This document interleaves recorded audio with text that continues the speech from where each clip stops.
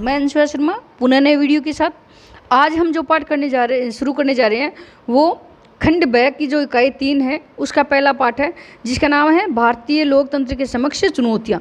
इन चुनौतियों में 4-5 चुनौतियाँ आपको दे रखी है। तो आज हम जिस चुनौती की चर्चा करेंगे, जो पहला पाठ है वो है जातिवाद और सांप्रदायिकता। तो हम आज जातिवाद की चर्चा करेंगे। जातिवाद क्या है? सबसे पहले हम जाति देख लेते हैं कि जाति एक सामाजिक संरचना है जो प्राचीन काल से चली आ रही है। अब हम देखते हैं कि हमारे समाज में बहुत सारी जातियाँ हैं। पहले समाज में वर्ण व्यवस्था थी जो धीरे धीरे विकृत होकर जाति में बदल गई। पहले क्या था? वर्ण व्यवस्था थी कि कोई भी व्यक्ति वो अगर मान लो पूजा पाठ का काम करता है तो वो ब्राह्मण कहलाता था। अगर कोई भी आदमी यदि युद्ध का कार्य करता था तो वो क्षत्रिय कहलाता था। ऐसे वर्ण था, जाति नहीं थी। लेकिन धीरे धीरे अब जो पूजा पाठ करने वाले के घर में पैदा हो गए वो ब्राह्मण कहलाने लग गए और उनकी जाति क्या हो गई? ब्राह्मण। अगर कोई व्यापार करता है, चाहे वो किसी भी जाति का था, तो पहले तो उसको वैश्य कहते थे, लेकिन आज हमने व्यापार करने वाले को बनिया कहना शुरू कर दिया। तो धीरे धीरे ये व्यवस्था जाति में बदल गई। जातिवाद का प्रयोग क्या है? राजनीतिज्ञों ने अपने लाभ के लिए करने लगे। इनको ये पता चलने लगा कि यदि हम किसी जाति विशेष का पक्ष लेंगे तो वो हमारा क्या बन जाएगा? वोट बैंक बन जाएगा। वो जाति हमेशा हमें ही वोट देगी। वोट बैंक का अर्थ होता है कि ये जाति के वोट है वो निश्चित हमें ही मिलेंगे। तो इससे जातिवाद को बढ़ावा देने लगे। तो राजनीतिज्ञों ने जातिवाद को ज़्यादा बढ़ावा दिया है। अर्थ क्या होता है? देखो, जातिवाद का जाति का अर्थ कहता है कि जब एक वर्ग पूर्णतः आनुवंशिकता पर आधारित होता है तो उसे जाति कहते हैं। आनुवंशिकता का मतलब ये होता है कि दादा की जो संतान है पिता, पिता की संतान है बेटा, ये सारे एक ही वर्ग में जन्म लेते हैं तो उनकी एक ही जाति तय की जाती है। जाति एक सामाजिक समूह है। लोग अपनी जाति में ही वैवाहिक संबंध करते हैं। हम भी अपने समाज में देखते हैं कि लोग अपनी जाति में विवाह है या अन्य रीति रिवाज है वो करते हैं। अब जातिवाद का अर्थ क्या है? जातिवाद का अर्थ है कि हम अन्य जातियों की तुलना में हम अपनी जाति को उच्च मानते हैं। अन्य जातियों को तो हम क्या मानते हैं? हीन मानते हैं और उनके साथ भेदभाव करते हैं। और अपनी जाति को हम क्या मानते हैं? उच्च मानते हैं और अपनी जाति के लोगों का हम तुरंत काम करते हैं। ये है जातिवाद। अब हम पढ़ेंगे भारतीय राजनीति में जाति की भूमिका, जिसमें प्रश्न पूछने की बहुत ज़्यादा संभावना है। अपने यहाँ एक विद्वान हुए हैं, इतिहासकार हुए हैं, जयप्रकाश नारायण। इन्होंने क्या किया? जाति भारत में एक महत्वपूर्ण राजनीतिक दल है। इन्होंने क्या कहा? जाति एक दल, ये एक तरह से राजनीतिक दल।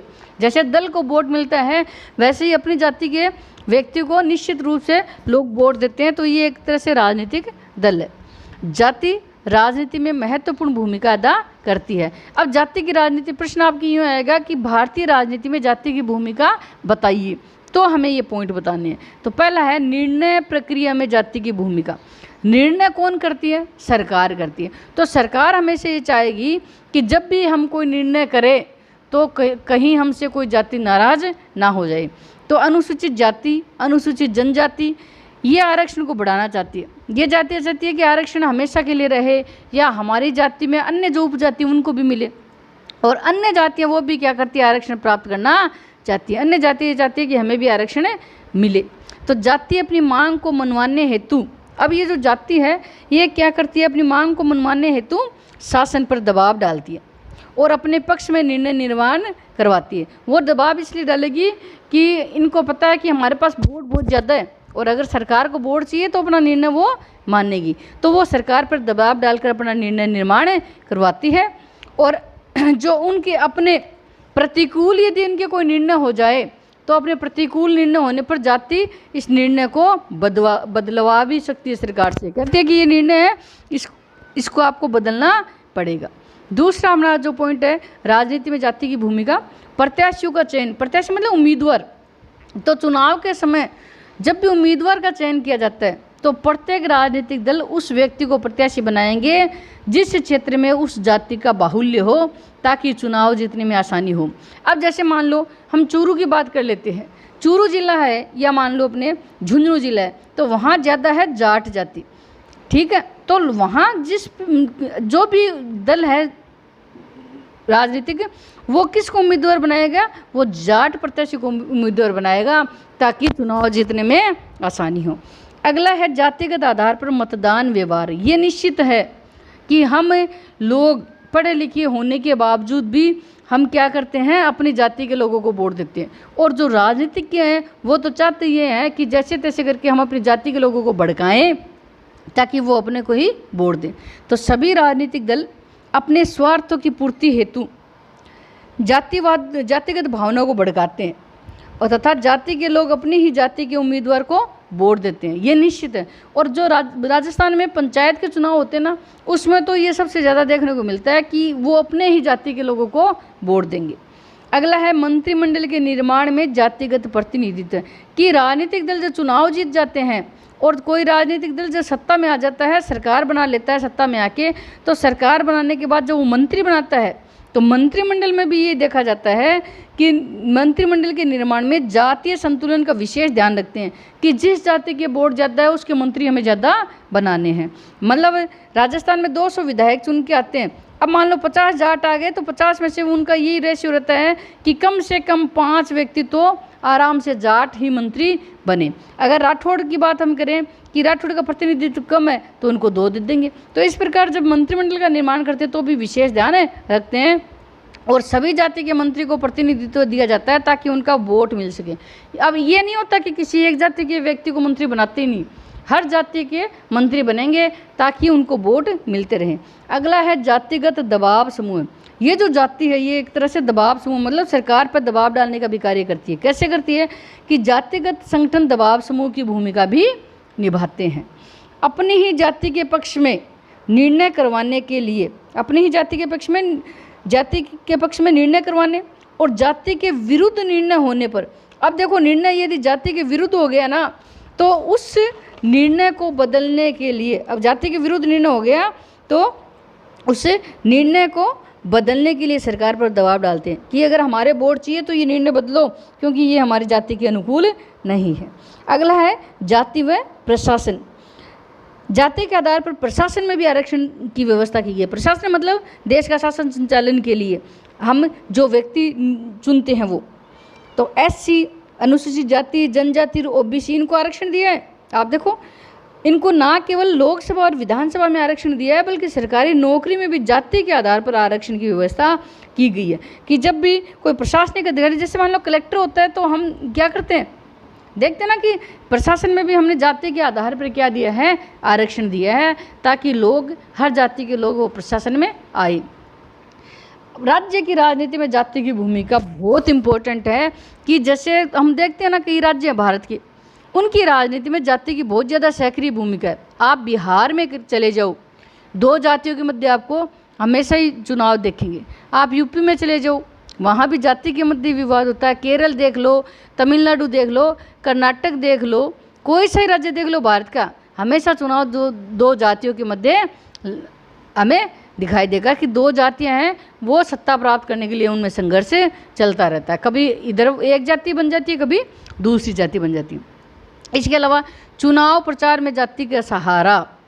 अब राजनीतिक दल है और उम्मीदवार है, ये क्या करते हैं, चुनाव में जब प्रचार करते हैं तो जाति का खुलकर प्रयोग करते हैं और ये चाहते हैं कि उनकी जाति के वोट उन्हें ही मिले।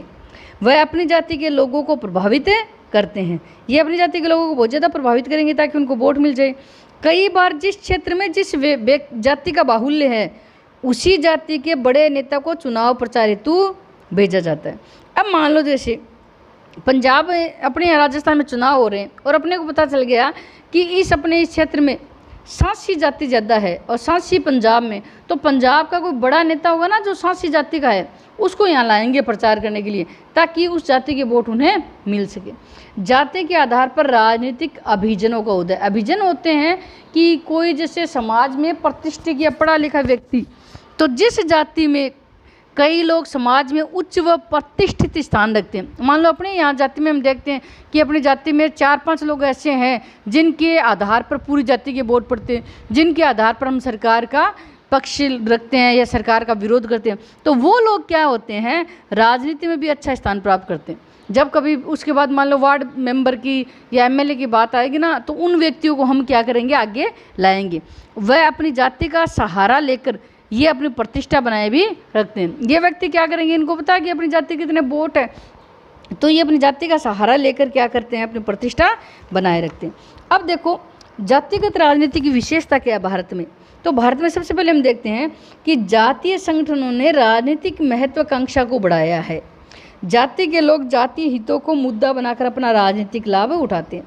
कई जाति के लोग होते हैं, वो क्या करते हैं, अपने जाति के हितों की, जाति के लाभ की बात करते हैं। और अब जाति के लाभ की बात करने को सारे जाति वाले लोग इनके साथ हो जाते हैं और वो क्या करते हैं, फिर राजनीतिक लाभ उठाते हैं अपना। शिक्षा, शहरीकरण, औद्योगिकरण और लोकतंत्रीय व्यवस्था। लोकतंत्र व्यवस्था में क्या है, समानता, स्वतंत्रता। इनके बावजूद भी भारत की राजनीति में जातिवाद की भावना को बल ही मिला, कम नहीं हुआ। एक तरफ हम कहते हैं कि हम शिक्षित हैं, हमारे लिए जाति का कोई महत्व नहीं है, शहरों में जाति का कोई महत्व नहीं होता, बड़े बड़े उद्योग धंधे खुल गए, लोकतंत्र में सब समान है। लेकिन फिर भी आज भी अगर चुनाव होते हैं तो लोग अपनी ही जाति के लोगों को वोट देते हैं। जातिवाद की भावना कम नहीं हुई है। तीसरी विशेषता है राजनीति में जाति की, क्षेत्र विशेष में कोई जाति विशेष राजनीतिक रूप से ज़्यादा प्रभावशाली एवं शक्तिशाली होती है। हम देखते हैं कि यूपी में आप चले जाओ, कर्नाटक में जैसे दो जातियाँ, एक वोकलिंग जाति है, इसका ज़्यादा प्रभाव है वोकलिंग जाति का। तो आप चले जाओ यूपी में चले जाओ, वहाँ एससी का ज़्यादा प्रभाव है। तो हम ये देखते हैं कि क्षेत्र विशेष में भी कोई भी जाति है वो राजनीतिक रूप से ज़्यादा प्रभावशाली होगी और उसी जाति के लोग ही वोट ज़्यादा प्राप्त करेंगे, उसी जाति के लोग ही सत्ता प्राप्त करते हैं। जाति एवं राजनीति के संबंध गतिशील होते हैं और सदा एक से नहीं रहते। ये जरूरी नहीं कि हर बार ही राजनीतिक में या हर राजनीतिक व्यक्ति को अपनी जाति के वोट मिले, ये जरूरी नहीं होता। कई बार जाति के लोग नाराज़ होकर और दूसरे लोगों को भी वोट डाल देते हैं। तो हमेशा गतिशील होते हैं, एक जैसे नहीं रहते। जाति के राजनीतिकरण के साथ साथ स्थानीय स्तर पर भी राजनीति का जातीयकरण हो रहा है। अब देखो, जाति का राजनीतिकरण तो हो ही रहा है क्योंकि जाति के लोग राजनीति में आके वोट देते हैं, लेकिन आजकल राजनीति का भी जातीयकरण हो गया है। अब राजनीति भी कैसी हो गई, जाति पर आधारित राजनीति हो गई है। हम जब भी उम्मीदवार खड़ा करते हैं तो जाति को देख के खड़ा करते हैं, तो इस राजनीति का भी हमने क्या कर दिया, जातीयकरण कर दिया। तो ये था राजनीति में जातिवाद की भूमिका और जातिगत राजनीति की विशेषताएं। अगले अध्याय में हम जातिवाद के सकारात्मक और नकारात्मक प्रभाव का अध्ययन करेंगे। तब तक के लिए धन्यवाद।